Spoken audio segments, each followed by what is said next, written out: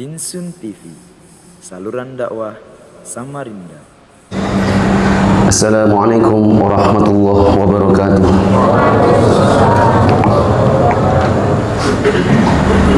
Innal hamdalillah nahmaduhu wa nasta'inuhu wa nastaghfiruh wa na'udzu billahi min shururi anfusina wa min sayyiati a'malina. May yahdihillahu fala mudilla lahu wa may yudlil fala hadiyalah.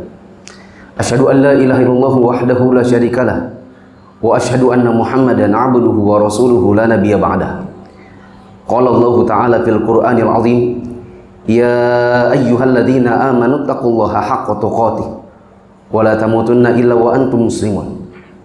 Amma ba'du, fa inna asdaqal hadithi kitabullah wa khairul huda huda Muhammadin sallallahu alaihi wasallam wa syarrul umuri muhdatsatuha fa inna kulla muhdatsatin bid'ah wa kulla bid'atin dhalalah wa kulla dhalalatin finnar. Jamaah salat Jumat yang Allah muliakan, kami awali khutbah pada hari ini dengan menyampaikan nasihat ketakwaan bagi diri kami pribadi dan bagi jamaah sekalian. Marilah kita meningkatkan ketakwaan kita kepada Allah Ta'ala dengan berusaha untuk mengerjakan apa-apa yang Allah perintahkan, berusaha untuk menjauhi apa-apa yang Allah larang, supaya di dunia dan di akhirat kita mendapatkan kebahagiaan. Jamaah yang dirahmati Allah, di antara jalan kita mendapatkan kebahagiaan dan keberuntungan adalah apa yang disebutkan oleh Allah Ta'ala dan Rasulnya dengan istilah al-amru bil ma'ruf wan nahyu 'anil munkar. Al-amru bil ma'ruf artinya mengajak orang untuk mengerjakan kebaikan yang di dalam Islam diakui sebagai kebaikan. Dan an-nahyu 'anil munkar itu artinya mencegah orang untuk berbuat kemungkaran, yaitu kemungkaran yang di dalam Islam dianggap sebagai sesuatu yang harus dijauhi.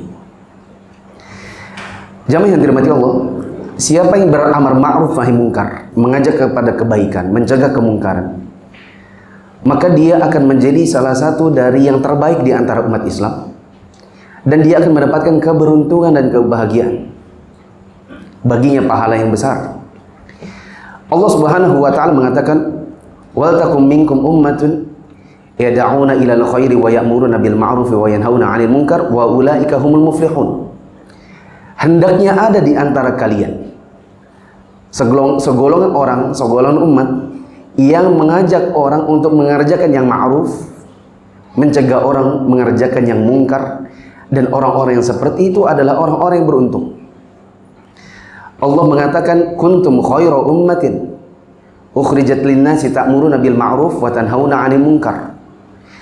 Sesungguhnya kalian bisa menjadi orang-orang yang merupakan sebaik-baik umat apabila mengerjakan al-amru bil ma'ruf, mengajak orang untuk mengerjakan kebaikan dan mencegah orang berbuat kemungkaran. Al-amru bil ma'ruf atau mengajak orang kepada kebaikan, mencegah kaum muslimin dari berbuat kemungkaran, itu bisa dikatakan dalam satu kata, yaitu dakwah. Dan dakwah ini, jamaah yang dirahmati Allah, pahalanya besar. Apabila kita mengajak orang kepada kebaikan, lalu kebaikan ini diikuti, maka sebagaimana kata Nabi SAW, barang siapa mencontohkan sebuah hal yang baik lalu kemudian diikuti, maka yang ikuti dapat pahala, yang ngajak dapat pahala sebagaimana yang Allah berikan kepada yang ngikuti, tanpa mengurangi pahala mereka sedikit pun. Jadi dia combo, buat dirinya dapat pahala karena dia mengerjakannya, ditambah dengan pahala orang yang ngikuti dia. Nabi SAW mengatakan, la ahdiyallahu bika rajulan wahidan khairun laka min humrin na'am. Apabila kalian bisa menjadi jalan orang untuk mengerjakan kebaikan, dapat hidayah dari Allah, lalu dari hidayah ini dia bisa mengerjakan kebaikan dan mencegah dirinya dari perbuatan kemungkaran, maka kalian akan dapatkan pahala yang lebih berharga daripada unta merah. Unta merah itu adalah kekayaan yang paling berharga bagi orang-orang Arab di zaman dahulu. Nah, tapi jamaah yang dirahmati Allah, dan ini yang menjadi fokus bahasan saya dalam khutbah Jumat hari ini, dakwah atau amru bil ma'ruf, amar ma'ruf nahi munkar, itu juga tidak bisa sembarangan. Ada kurang lebih, semoga Allah mudahkan saya membahas 8 kebutuhan di dalam amar ma'ruf nahi munkar. ada 8 pondasi yang harusnya ada untuk orang-orang yang mau berdakwah, mengajak kepada kebaikan dan mencegah kepada kemungkaran. Yang pertama adalah keikhlasan. Karena kalau tanpa keikhlasan, ngajak kepada kebaikan, mencegah kepada kemungkaran, ujung-ujungnya bukan berbuah pahala, justru dapat dosa. Karena di antara orang-orang yang awal-awal masuk neraka itu yang sebagaimana disebutkan Nabi SAW, di antaranya adalah orang yang ikut jihad di jalan Allah, ikut jihad fi sabilillah, lalu kemudian di hari kiamat dia didatangkan. Ketika dia ditangkan, dia ditanyakan, apa nikmat yang dulu Allah berikan kepadamu? Ya, lalu kemudian dia mengatakan, aku ya Allah dahulu sempat ikut jihad untuk mencari wajah Engkau ya Allah. Maka Allah mengatakan, kamu bohong. Dulu kamu itu ikut jihad, dan itu termasuk di antara bentuk dakwah, amar ma'ruf nahi munkar. Kamu dulu ikut itu karena supaya orang bilang kamu itu pemberani.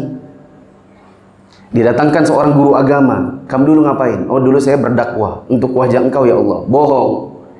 Kamu belajar agama, kemudian ngajarkan kepada orang supaya kamu dibilang orang seorang alim kan? Akhirnya diseret dari wajahnya, masuk ke dalam neraka. Ya, maka jamaah yang dirahmati Allah, yang dibutuhkan pertama adalah keikhlasan.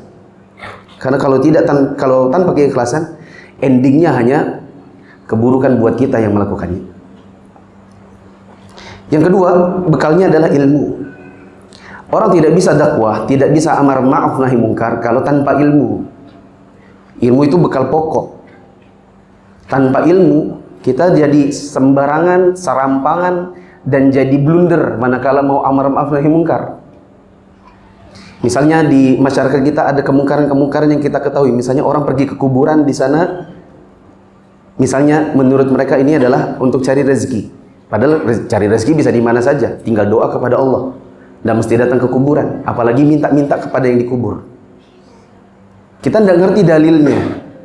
Kalaupun tidak ngerti bahasa Arabnya, Indonesia pun tak hafal. Terus mau beramar nahi mungkar, maka jadi blunder nanti. Kalau orang bilang, oh enggak kok, saya enggak melakukan perbuatan minta-minta, saya cuma tawasul, emang salah? Kita nggak ngerti lagi tawasul itu apa. Sehingga akhirnya blunder sendiri. Orang jadi tidak percaya dengan kebaikan yang kita ajak dan kemungkaran yang kita larang. Bekal yang ketiga adalah semangat.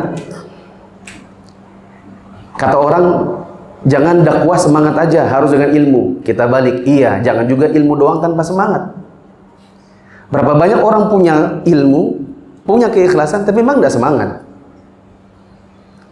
Isi kajian tidak semangat, belajar nggak semangat, hadir di majelis ilmu nggak semangat, dimintai tolong untuk jaga parkiran nggak semangat, punya kemampuan desain dimintain tolong untuk bikin pamflet kajian nggak semangat, semua serba nggak semangat. Maka akhirnya memang betul dakwah harus dengan ilmu, tapi semangatnya jangan dilupakan. Hal yang lain yang juga dibutuhkan adalah namanya manajemen. Sebagian orang agak alergi dengan manajemen. Mereka bilang ini kayak harokah. Enggak juga. Dakwah memang butuh manajemen. Apakah kita ngatur jadwal supaya nggak tabrakan itu bukan namanya manajemen? Kita harus manage waktu supaya kajian ini dengan kajian ini bisa jalan, supaya tidak tabrakan. Kalau kita terima misalnya seorang ustadz terima jadwal permintaan khutbah, dia manage dengan Google Kalendernya supaya satu masjid dengan masjid yang lain tidak tabrakan, maka itu termasuk manajemen. Maka jamaah yang dirahmati Allah, dibutuhkan yang namanya manajemen. Berikutnya dibutuhkan juga yang namanya kerjasama. Karena kalau jalan sendiri, kambing jalan sendiri, itu gampang diterkam serigala. Itu lidinya kelapa, kalau cuman sendiri, buat mukul nggak ada rasa sakitnya. Tapi kalau dia lidi-lidi yang lemah ini digabungkan, diikat, dikaretin atau ditali, bukan cuma buat mukul, buat nyapu kotoran bisa. Tapi dibutuhkan kerjasama. Bahkan kerjasama ini disuruh oleh Allah Ta'ala. Allah mengatakan, wa ta'awanu 'alal birri wat taqwa. Tolong menolonglah kalian di dalam kebaikan dan ketakwaan. Di antaranya tolong menolong dalam dakwah, tolong menolong dalam amar ma'ruf nahi munkar. Justru kalau ada orang tidak suka bekerja sama, maka ini justru jadi dicurigai keinginannya berdakwah itu tujuannya buat apa? Kalau kita tidak suka untuk bekerja sama dengan sesama kaum muslimin, apalagi memang sudah jelas-jelas pemikiran, maka ini nanti bisa dicurigai. Atau curigailah dirinya sendiri.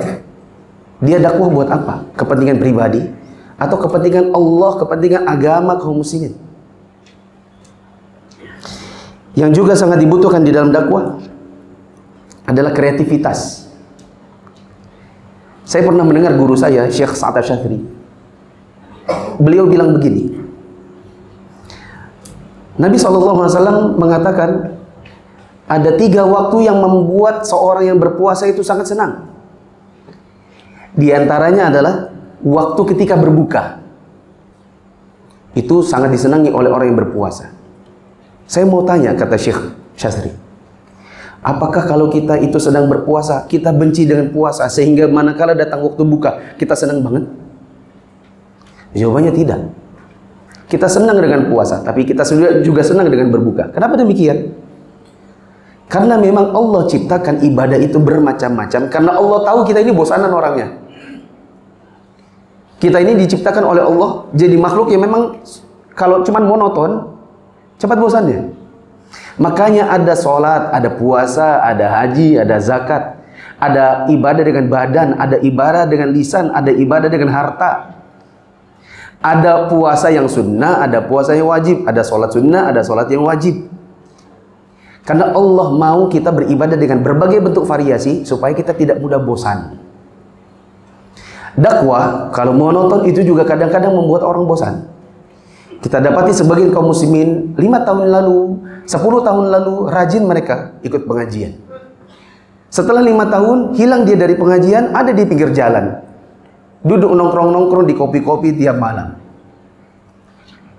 Bukan berarti kemudian itu ngopi haram. Ngopinya rajin, kajiannya nggak pernah, sholatnya selalu terlambat. Orang bilang futur, runtuh semangatnya. Kenapa demikian? Bisa jadi karena dirinya sendiri yang memang dari awal kurang keikhlasan. Bisa jadi dari orang-orang yang mengemban dakwah dan beramar ma'ruf nahi munkar, caranya terlalu monoton. Makanya para ulama kita kalau perhatikan, mereka ada kajian kitab, ada kajian tabligh akbar. Kajian kitab ada yang dibaca pelan-pelan, disyarah satu persatu, ada yang cuma dibaca saja, yang penting tamat bukunya. Kita yang dulu belajar di Arab Saudi, kalau sudah menjelang bulan Ramadan, itu nanti ada namanya daurah saifiyah, daurah musim panas. Para ulama menawarkan berbagai metode yang lain yang di luar musim panas. Kalau dalam hari-hari biasa kita kajian kitab satu-satu dibaca, disyarah. Sedangkan di daurah musim panas, kitab dibaca tebal-tebal tapi dipercepat supaya kaum muslimin tidak bosan. Maka tidak tercela juga apabila ada tabligh akbar. Meskipun menurut saya tabligh akbar itu cuma vitamin. Orang kalau cuma makan vitamin tidak sehat. Dia harus makan juga protein. Dia harus punya tenaga, makan karbohidrat. Bahkan jangan cuma minum vitamin. Vitamin itu kalau tidak ada pun tidak apa-apa. Makanan intinya apa? Kajian tiap hari, kajian rutinitas yang mingguan atau yang harian. Tapi perlu juga vitamin, tabligh akbar namanya. Tapi salah juga kalau kemudian hanya tabligh akbar saja tapi kajian rutinnya tidak digiatkan. Maka jemaah yang dirahmati Allah, butuh kreativitas. Dengan adanya kajian rutin, ada kajian yang bulanan atau bahkan kajian tahunan. Ada kajian kitab, ada kajian tematik. Kajian kitab ada yang disyarah rinci sampai butuh waktu bertahun-tahun. Ada juga yang dibaca cepat biar cepat tamatnya. Yang penting orang dapat seluruh ilmunya. Meskipun tidak rinci tapi seluruh bahasan paham. Bahkan jamaah yang dirahmati Allah, kadang-kadang kita butuh hal yang lain seperti gathering. Family catering di perusahaan-perusahaan itu salah satunya adalah untuk merekatkan ukhuwah di antara karyawan. Bisa jadi dalam dakwah ada family gathering. Meskipun tidak boleh juga campur baur laki perempuan di tempat yang sama, campur baur begitu nggak bisa. Laki-laki sama laki-laki, perempuan sama perempuan. Kadang-kadang isinya cuma pencokan. Kadang-kadang laki-laki misalnya bermain di hutan. Bahkan ada juga yang bikin acara namanya gerai amal, yaitu 1 bulan ngumpulkan barang-barang bekas yang layak dijual. Dibikin daurah sambil ada jualan barang-barang bekas.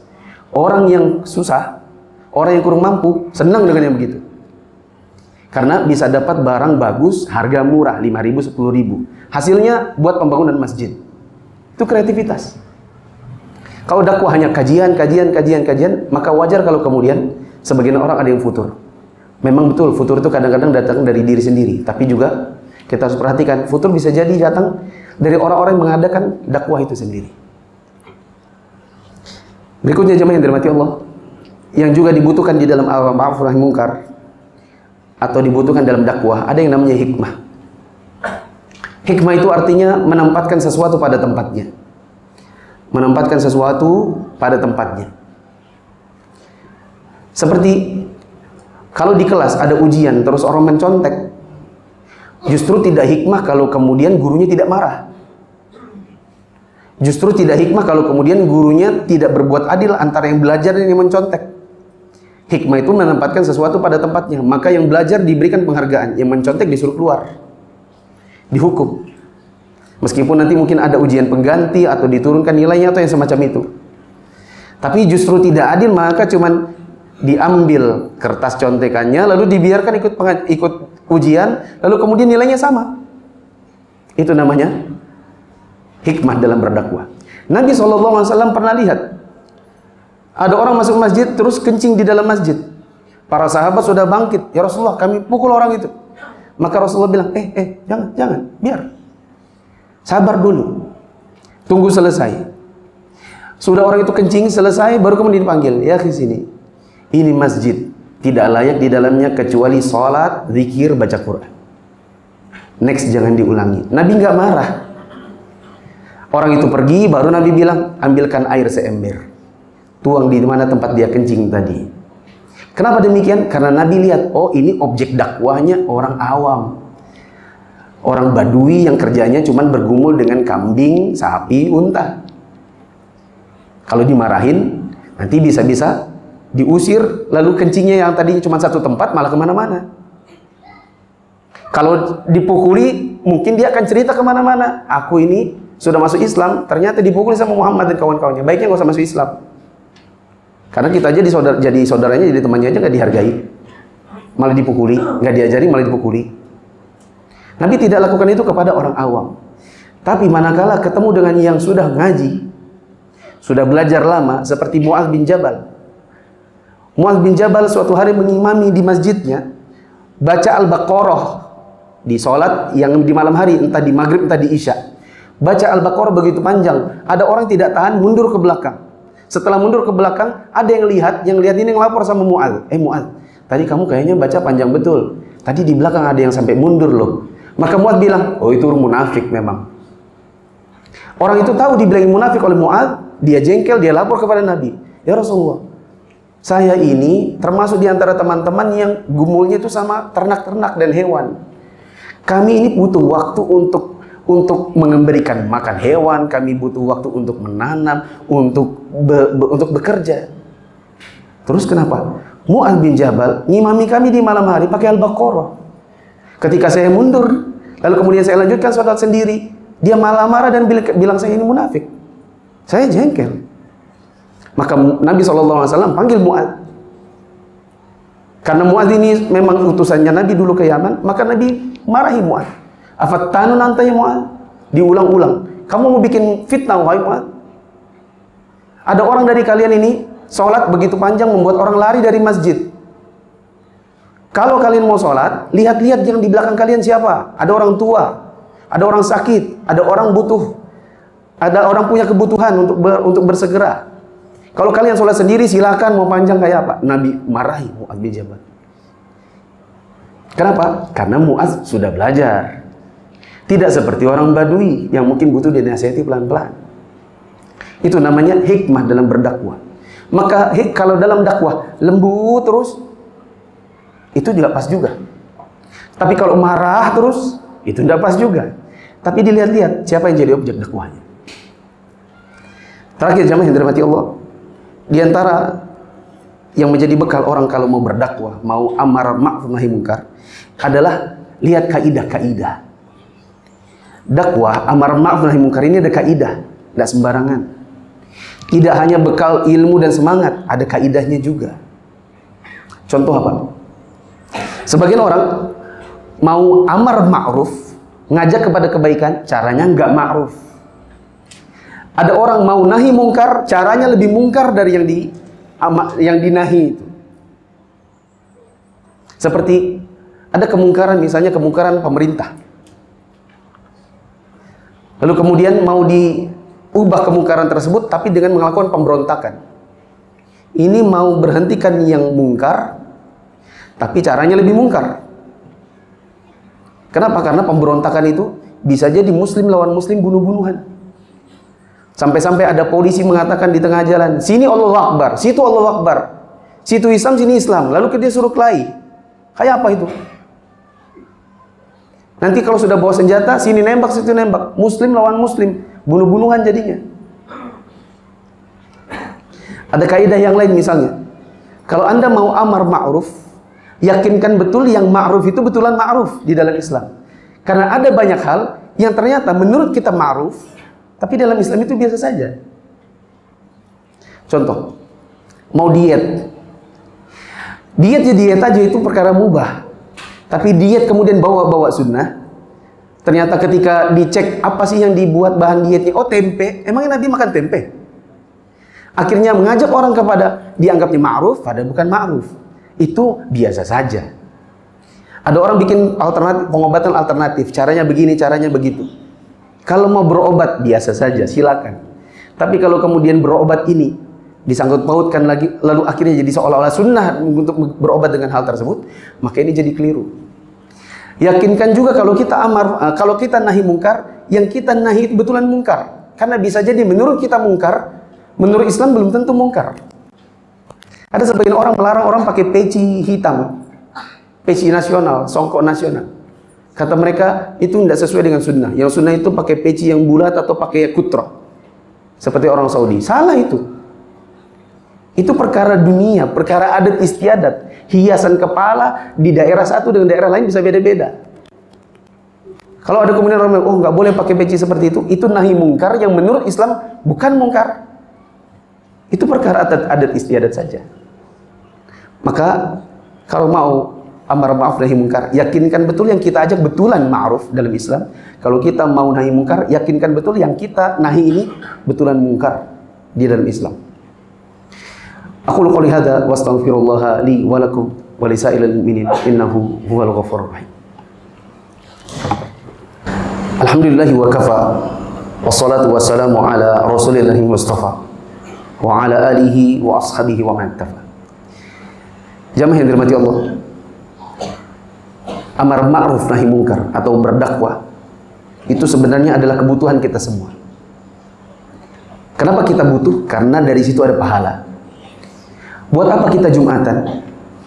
Buat apa kita ikut pengajian kalau kemudian ilmu yang didapat ternyata tidak tersalurkan kepada orang-orang terdekat kita? Kita tiap hari, tiap Jumat Jumatan. Kita punya anak dan istri di rumah.